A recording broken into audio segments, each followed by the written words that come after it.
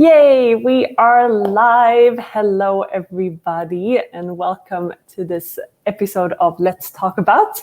I am your host, Amanda, and today I have an amazing guest that I'm very, very excited to talk about, my wonderful friend, Julia. Thank you so much for being here. Thanks for having me. I'm so excited to be here. This is such a cool show you have. Thank you. Thank you so much. And me and Julia have just spent a few days together here in Houston, and we're both probably cross-eyed and fried after an amazing SOP, Symphony of Possibilities class with Dr. Dane here. So bear with us if words are a bit tricky at the moment. Yeah. Or maybe they're easier than ever. Who knows? So I invited Julia here today to talk about something that we both actually have in common, which is being a stepmom. And it was so funny because I asked you yesterday, and you got so excited. You were like, yes, I would love to talk about this. This is not something that I think a lot of people in general talk about that much. And definitely not from this different perspective with the access tools that we both use. So Julia is an amazing certified facilitator and have been for how many years now? Quite a few, huh? 9, yeah. Wow, that's amazing. Wow. Yeah, so cool. I would love to start with asking you, when you met your husband, Anthony, and you found out that he had 3 kids, what was that like for you? Well, that's a really good question. It was definitely not, oh my gosh, I'm going to be a stepmom. I was like, I could never be a stepmom. Like, I could never take on that much responsibility. And, you know, and their mother had actually died and had severe mental illness. And it was a very, very tragic death. It was actually a suicide. And so the kids were 2 years old, 8 years old, and 10 years old when she died. So that was something that I was totally, at that time, I'm still a young woman in a sense, starting to get out of the young woman phase, but I was definitely a young woman at the time. And I was just like, I don't know how to do that. Like, it wasn't even a reality or a possibility. But once I met the kids, I was like, this, I could do this. Like, I just loved them. It didn't even matter, like, the amount of responsibility or, whether I could or couldn't. It was just like, I knew I had been asking for them. And that's one of the tools of access consciousness is ask and you shall receive. And it's not always that the things that you ask for are going to show up, next week or in a month. I asked for things when I was 9 years old that showed up when I was 25 or, things like that. And so a few years before I met the kids, I asked, what would it be like to have beings in my life who were like really kind and really happy and really like conscious and like just were like a total contribution to my everyday life. And because I didn't, I had a wonderful family, but I had to create something new going forward and like create my life. And I was like, I'd like to have people like that in my life moving forward. And when I met the kids, I was like, this is what I asked for. It's like these kids are all of those things. And using the tools of access consciousness and also just being the genius that their dad is, he when their mom passed away, Anthony helped heal those kids in a way that I've never seen anything like it. I mean, they all slept in the same bed for 6 months like a tribe, and they would talk about their mom. And when Anthony was ready to start dating again, he took all the pictures of her, of their mom out of the picture frames because he didn't want the kids to, he didn't want to do it later, like once he was already dating somebody, because he didn't want to see the kids have one woman replaced by another. He wanted to let them know, like, this chapter of our life is now over and we're going to move on and we're going to move into something different. And I'm like, wow. I didn't even think of that. Like, that is the most insanely mature, brilliant, kind, aware thing I've ever heard. And so he did that, and then when he started dating, he included Aria was so little. She was like maybe 4 or something like that, or 5, but the boys were, I don't know, in preteens, and so he would work with the boys, not work with, but like when he was doing online dating, he would look through the profiles with the boys. Oh, that's awesome. And so like they were always included, so it was never this thing of this is going to happen to you. And you know, when he would date certain women and he would feel one of the kids maybe pull away, he would pull away. So he always respected the kids as his number one. And he asked for a woman who would show up who wasn't like jealous of, like, not, because it's really hard not to be, like, you have to be a really big person to not have like some weirdness, you know, especially you know, when somebody passes away, they're sort of idealized. That's just what we tend to do with the dead. And you know, and she was a beautiful, amazing woman. She wasn't just some regular woman. Like, she was this dynamic, beautiful being who was an incredible mother, and like was this kind of woman who would like stop. And I mean, I never met her, I wasn't around, but you know, you hear lots of really cool stories over the years. But she would like stop like homeless people, and like Anthony wouldn't be able to find her, and she'd be like sitting talking to a homeless person for like half an hour, you know, like she was just really interested in people and really loving and really kind and like a really fascinating woman.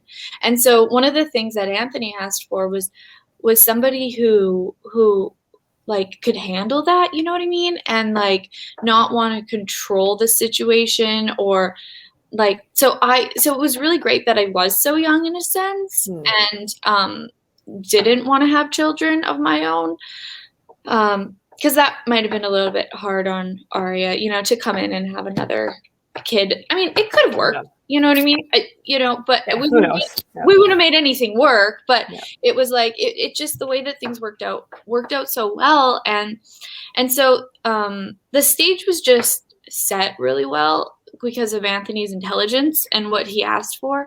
So it made it really easy for me too. And one of the things that I said to the kids when I think the second trip I went down, and well, the first trip I went down, I was like, I could never be a stepmom, you know, but I was like, I love this guy and I want to meet his kids. And I would just love to come and meet everybody and just experience this wonderful thing. And it was really light. So I went and I met them, and I loved them so much. And then like the third night, Aria's like, she'd just turned 7. It was like her 7th birthday, a few days after her 7th birthday. And she looked at me and I looked at her. It was bedtime. She was going to bed. And I looked at her and she looked at me and she's like, "You're mine. We're doing this."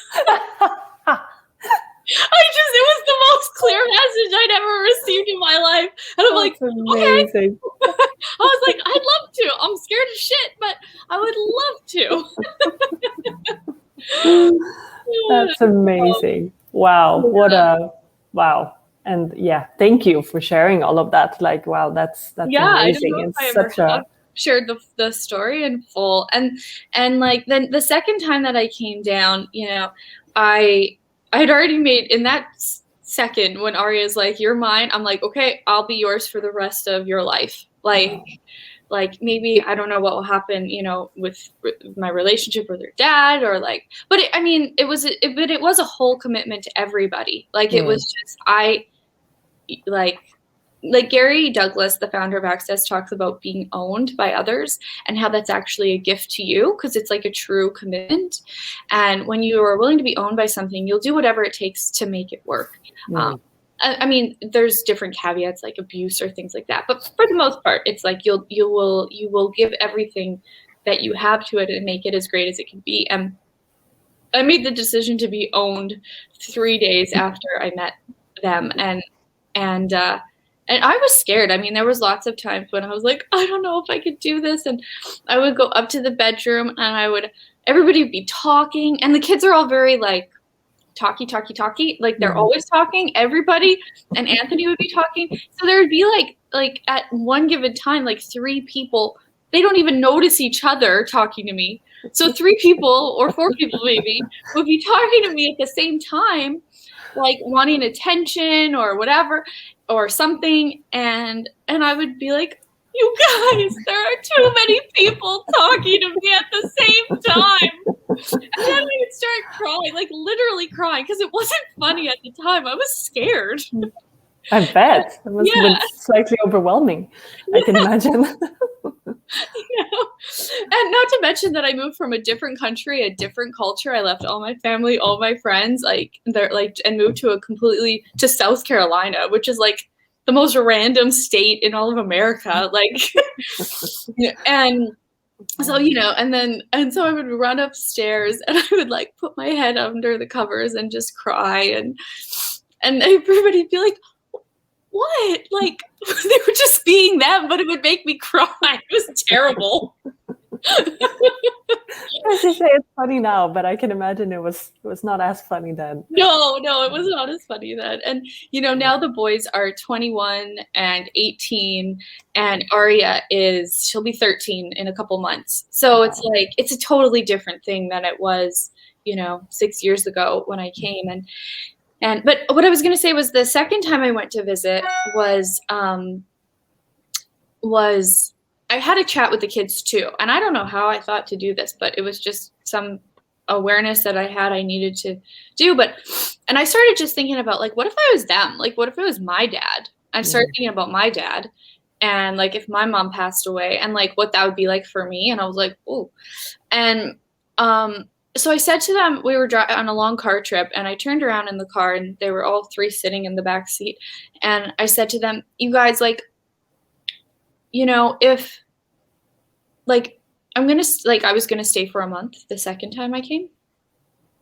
And I said, you guys, like, if at any time you don't want me here anymore, like, I will get on a plane and leave immediately, because like, it's not just me having a relationship with your dad. Like I'm here with all of you guys. And like, if there was some strange lady in my house while I was growing up and like, I was just over it and done with it, like I would want the ability to allow them to like tell them that they need to leave, like without feeling uncomfortable, because it's like, it's your house, it's your home. Like you don't just bring somebody into it like permanently.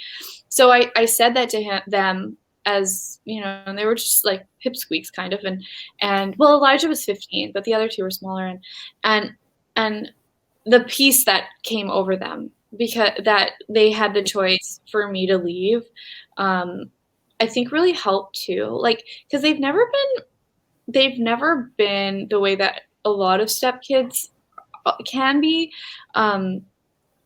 And I've read psychological studies. Some of that stuff with the step-parent thing is like because there is a loyalty to their mom who's still alive. So part of it, it's a terrible situation, but part of the fact that their mom has passed and they had such a deep healing of that has made it easier for them to accept me. But also like my willingness to always honor them and never control them. I never try to make them like have good grades or like eat good food. Sometimes like I'm like, come on, like eat or whatever. And I always like I'm cooking healthy stuff all the time. But it's like I'm not righteous at them. You know what I mean? Like you need to be this way because, and I have a little bit. And when I think about the times when I have, I'm like, that's so not necessary. It's just gross. Like that's like, I'm coming from they're Italians too. So, and I'm like a little like, farm girl who grew up like basically Little House on the Prairie with Ukrainian ancestors in Canada. And it's like that, those 2 cultures are completely, Anthony was born and raised in Brooklyn with like 4 locks on the door. So it's like, and I'm like, la, la, la, la, la, la, la, and he's like, did you lock the door behind you? I'm like, what are you talking about? Who locks their door when they're in the house? Like, he's like, who's an intruder? I'm like, I wasn't raised in Brooklyn in the bad area of town. My friend didn't even, when her dad built their farmhouse, he didn't even put a lock on the door because there was no Oh, point. So just culturally, it was so different. that's amazing. So me Wow. trying to Thank you. project that onto this Italian family, Exactly. you know, it's like just mean of me when I did it, and I didn't do it much. So Wow. yeah, That's amazing. Thank you so much for, wow, what a story. It's yeah. like you can't make this up. No, It's too good. maybe this will be a book I write or something, because it's Totally. such an area of enthusiasm for me, Yeah. and I just think that the people, it's such a hard thing because nobody teaches you how to deal with this stuff. But I had access consciousness. My husband had access consciousness. The kids have been in access consciousness since they were little kids, and it changes things for kids even more than grown-ups because it's so energetic. And Yeah. so it's like, this really is a plug for access consciousness. I would have never attempted it if I didn't have access consciousness, because people don't, regular life without access consciousness, you don't have the awareness or the skills to deal with this kind of shit because nobody teaches you this. It's too scary. Yeah, totally. Yeah. Yeah, I couldn't even imagine any of it without the tools of access. Like, wow, that's just way too hard to even think about. Totally. It would have been something that it wouldn't have even been in the sphere of what was possible. So I'm really grateful for that. Yeah, that's amazing. And it's like the things that really like stick out when you talk is it's so cool what you're talking about, like what you were asking for. Like it was not that like these kids needed a new mother and blah, blah, you know, it was actually also you asking for, you know, hey, what do I want to have and what do I want to create in my life and as my future, and allowing that to show up in a completely different way than you imagined, right? Right. That's a really good point. Because it's so easy to be like, oh, you're so great. I'm like, you know, because it's like you're like a savior complex or something. Exactly. Passed away. And it's like, no, like they teach me more than I teach them. Yeah. Like, and also that thing of yeah, what do we think, what do we believe that we cannot handle, that we actually cannot just handle but actually thrive with? Like, if you know, yeah, it's just so cool when it matches the energy and it doesn't show up the way you think it will, and it just fucking expands your world in a way that you could never have imagined. But if you allow yourself to go there and choose it, even if it doesn't make sense to you or to anyone else, because I bet a lot of other people had a lot of points of views about you choosing that as well. I had one friend who said, because I got a cat and I didn't like having a cat, so I gave the cat away after one day because it kept stomping on my keyboard while I was trying to work. That is annoying. Yeah. And that's why my friend said, when I told her about this at the beginning, she's like, Julia, you can't keep a cat for one day.